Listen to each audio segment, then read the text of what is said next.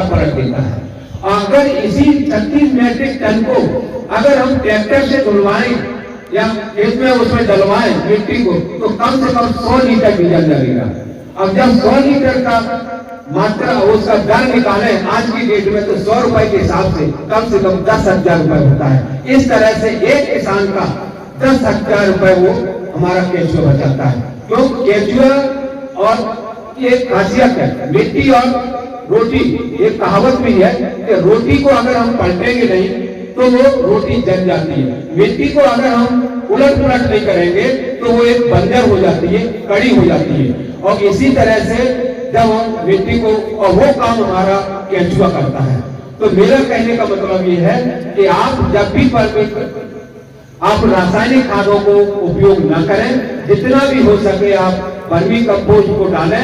1 एकड़ में जब हम 20 क्विंटल आप वर्मी कंपोस्ट डालते हैं तो वो कम से कम हमारा 2 बोरी यूरिया बचाता है, 4 बोरी हमारा सुपर फास्फेट बचाता है और 1 बोरी हमारा पोटाश बचाता है।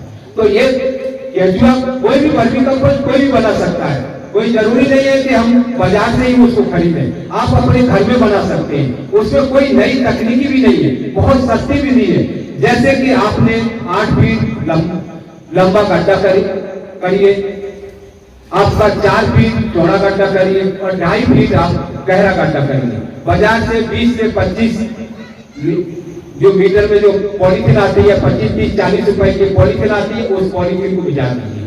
और जब आपने उस पॉलीथीन को बिछा दिया, एक गड्ढा आपके पास तैयार हो गया, तो उस गड्ढे को आपको भरना है। तो कैसे भरना है? सबसे पहले आप अपनी जो हमारी जो खेत की भूमि की मिट्टी है, या आपके पीपल के पेड़ की मिट्टी है, या बरगद के पेड़ की मिट्टी है, या बैल की मिट्टी है, क्योंकि जो मिट्टी की उपजाऊपन रहता है वो कम से कम 9 इंच तक ही रहता है। तो 9 इंच तक की मिट्टी को आप ले आइए, एक चाहे आप मिट्टी ले लीजिए, बालू ले लीजिए, उसको आप बिछा दीजिए। और बिछाने के बाद 1.5 कुंटल आप गोबर खाद ले लीजिए। गोबर खाद कम से कम 10 से 12 दिन पुराना होना चाहिए, ताजा गोबर नहीं डालना है, क्योंकि ताजा गोबर में मीथेन गैस निकलती है और उस गैस के कारण हमारे केंचुए मर जाते हैं। इसलिए जब भी आप गड्ढे में जहां पर भी केंचुआ का पालन करें तो कम से कम 10 से 12 दिन पहले पुराना गोबर खाद होना चाहिए। उसको आप 1.5 कुंटल आपने गोबर खाद बिछा दिए। उसके बाद आप उसमें 1 केजी कम केंचुआ 4 से 500 नग के करीब होते हैं। 1 केजी आप केंचुआ अगर आप लेंगे तो इटालियन केंचुए कम से कम 500-600 नग आप गिरेंगे तो उतने करीब आता है 1 किलो में। तो उसको आप डाल दीजिए, 1 से 2 किलो केंचुए आपने डाल दिए। उसके बाद आपके पास जितने भी घास फूस के पत्ते हैं उनके छोटे छोटे टुकड़े कर लीजिए, या घर का रसोई का जो भी वेस्ट आपका निकलता है, चाहे सब्जियों के जो भी डंठल वगैरह निकलते हैं उनको आप काट लीजिए, या पेड़ पौधों के नीचे जितने भी सूखे पत्ते वगैरह हैं उनको आप एक अलग रख लीजिए और एक बाल्टी में गोबर घोल लीजिए और उस कचरे में आप फैला दीजिए। और उसके बाद इस तरह से आप 3 टहर उस गड्ढे को भराई कर देंगे तो मैं निश्चित करता हूं कि आपको 45 से 50 दिन में आपका वर्मी कंपोस्ट 4 कुंटल से 5 कुंटल करीब एक गड्ढे में आपको मिल जाएगा। तो इसमें बनाने में आपको क्या खर्च लगा? कोई खर्च नहीं लगा। इस तरह से आप अपना आर्थिक स्थिति को सुधार सकते हैं और धरती माता के स्वास्थ्य को भी सुरक्षित रख सकते हैं। और हमको जो विष है थाली में जो हमको भोजन मिल रहा है वो भी नहीं मिलेगा, क्योंकि जितनी भी रासायनिक दवाइयों से आप बाजार में जाएंगे तो कई तरह के जो केमिकल आते हैं, चाहे आप भिंडी ले लीजिए चाहे आप टमाटर ले लीजिए, उनमें अधिकतर 99% दवाई का छिड़काव करते हैं। जितनी चमकीली, जितनी रंगीन, हरी भरी जितनी भी सब्जी दिखती है वो सिर्फ रासायनिक क्रियाओं को उसी से उपयोग करके बाजार में बेचा जाता है। अगर आप घर में, बाड़ी में या खेतों में अगर जैविक विधि से खेती करते हैं तो निश्चित है तो जो रासायनिक विधि से किया हुआ खेती वो आपको जैविक विधि से किया हुआ खेती से कम 1.5 से 2 गुना अधिक दाम मिलता है और हमारा शरीर भी स्वस्थ होता है। आप यकीन नहीं करेंगे, हम तो बहुत अच्छे भाग्यशाली हैं जो छत्तीसगढ़ प्रदेश में है। यहाँ पर अधिकतर जैविक खेती ही किया जाता है। यहाँ पर उतना रासायनिक क्रियाओं का उपयोग नहीं किया जाता, रासायनिक दवाइयों का, खादों का उपयोग नहीं किया जाता। आप पंजाब और हरियाणा चले जाइए, पंजाब से एक राजस्थान तक एक ट्रेन चलती है, उसका नाम ही कैंसर है। उस ट्रेन का नाम ही कैंसर है। उसमें अधिकतर पैसेंजर जितने भी बैठते हैं सब कैंसर वाले बैठते हैं, क्योंकि पंजाब और हरियाणा में अधिकतर केमिकलों का ही ज्यादा उपयोग होता है। तो हमारी जो सरकार है, छत्तीसगढ़ सरकार है, भारत सरकार है, वो अधिकतर किसानों को जैविक खेती की तरफ वो अपना रही है, जिससे रासायनिक विधि से कई तरह की बीमारियां हो जाती हैं जो आजकल डॉक्टर भी उसको नहीं पकड़ पाते और तुरंत हमारी डेथ हो जाती है। तो मेरा सभी किसानों से विनम्र निवेदन है कि आप जैविक खेती करें और अपना शरीर को स्वस्थ रखें, हमारी भारत माता को स्वस्थ रखें, हमारी धरती माता को स्वस्थ रखें, और पूरे देश का आपको किसान अन्नदाता है, सभी का भरण पोषण करते हैं। मैं आपको एक छोटी सी कई तरह की जैविक दवाइयों का मैं बताता हूँ कि यूरिया नहीं डालेंगे तो हमारा फसल नहीं होगी। तो मैं आपको जैविक एक बढ़िया जैविक दवाई बताता हूँ। जैविक दवाई क्या है? यूरिया, जैविक यूरिया।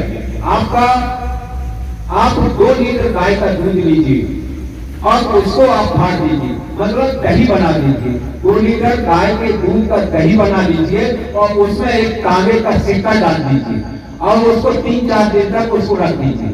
और उसके बाद जब भी आप फसल में कोई भी फसल हो, चाहे वो खाद्यान्न की फसल हो, चाहे वो बागवानी की फसल हो, चाहे वो फॉरेस्ट्री की फसलें हो, चाहे वो पेड़ पौधे हो, आप उसका छिड़काव करिए। आप धान के खेत में आप उसका छिड़काव करिए। यूरिया का छिड़काव 23 दिन तक रहता है। यूरिया सिर्फ हमारे पौधों को हरा करता है, और हरा करने के लिए जब आप खेत में यूरिया डालते हैं तो वो 23 दिन तक असर करता है। जब आप ये गाय के बना हुआ दही को अगर आप छिड़काव करते हैं फसल में, तो वो 40 से 50 दिन तक पौधे को हरा करके रखता है। तो इसमें हमको क्या लगा, ज्यादा से ज्यादा 80 रुपए का हमारा 40 रुपए लीटर दूध भी आता है, तो 2 लीटर का 80 हुआ, बाकी तो कुछ नहीं लगा ना। जबकि आप बाजार से यूरिया लेने जाएंगे तो 400 से 500 रुपए की बोरी मिलेगी, या सोसाइटी में भी जाएंगे तो आपको परमिट में देगा वो कम से कम 266 रुपए का एक बोरी देगा। तो इसमें आपको 80 रुपए में जब हम 40 दिन तक कोई भी पौधे को हरा रख सकते हैं तो क्यों नहीं अपना सकते? तो इसको मेरा किसानों से विनम्र निवेदन है कि इस तरह से आप अपनाएं। और दूसरी और एक तकनीकी विधि बताता हूँ आपको। हमारे घरों में चूहे बहुत आते हैं।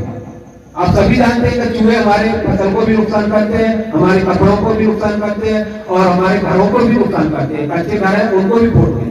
तो एक बहुत, और जब हम रासायनिक दवा डालते हैं तो कई अगर मान लिया वो ले आए जिंक फास्फेट वगैरह ले आया और घर में अगर लड़ाई झगड़ा हो गया तो और अलग से एक पुलिस केस और बनेगा, एसडीएम अलग आएगा, तहसीलदार अलग बयान वगैरह देगा।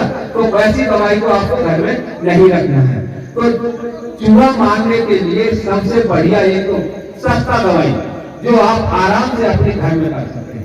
कुछ नहीं करना है, आप थोड़ा सा बेसन या आटा लीजिए, अपने बाल लीजिए, नाई की दुकान पर जाकर के छोटे छोटे बाल वहां काटे हुए रहते हैं हमारे सिर के, उनको लेके आइए और उस आटा बेसन में और आटा में छोटे छोटे घोट करके उस बाल को मिला दीजिए और छोटी छोटी गोली बना दीजिए। और जहां पर वो चूहे आते हैं या जहां पर चूहे के बिल हैं उनमें वो छोटी छोटी गोलियों को आप रख दीजिए। और रखने के बाद जैसे ही चूहा आएगा और वो गोली को खाएगा, और जब वो गोली को खाएगा तो उसके अंदर जो आपने बाल मिलाए हुए हैं तो वो आहार नली में चूहे के फंस जाता है, तो चूहा बेचैन हो जाता है और चूहा घर से बाहर भाग करके वो मर जाता है। तो इसमें क्या लगा भाई, आप इसको अपना के तो देखिए, आपको निश्चित है कि आपको घर से चूहे बाहर जाएंगे और हमारे जो चूहे नुकसान करते हैं वो हमारी फसल भी बच जाएगी। उसी तरह से जैविक दवाई और बताता हूँ दीमक के लिए।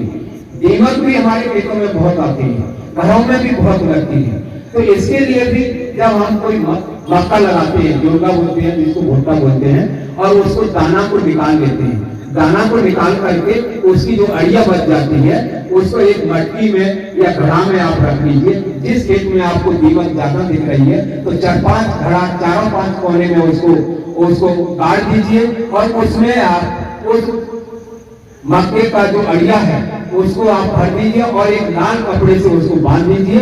और उसके बाद आप 15 से 20 दिन बाद देखेंगे कि जितनी भी दीमक उस खेत में है वो सारे घरों के अंदर आ जाती है और उसके आराम से उस घड़े को उखाड़ करके आप उसके दीमक का जो गुरु है उसको आप जला दीजिए। तो जो दीमक की जो रानी है वो खत्म हो जाएगी और आपके खेत से सारी दीमक खत्म हो जाएगी। तो इस तरह से आप जैविक, चूंकि जैविक किसान मेला है इसलिए मैं ये जैविक विधि बता रहा हूँ। और जैविक विधि ये हर किसान को आराम से अपनाना चाहिए, जिससे हमारी आर्थिक स्थिति जो आप रासायनिक दवाइयों में खर्च करते हैं, तो वो पैसे बचेगा और वो पैसे हमारे बच्चों के पढ़ाई लिखाई घर गृहस्थी में काम आएगा। तो इस तरह से आप अपना सकते हैं। बताने को तो बहुत कुछ है, क्योंकि आगे का बहुत कार्यक्रम है, इसलिए मैं अपनी वाणी को यही विराम देते हुए जय जवान, जय किसान, जय हिंद, जय भारत, जय छत्तीसगढ़।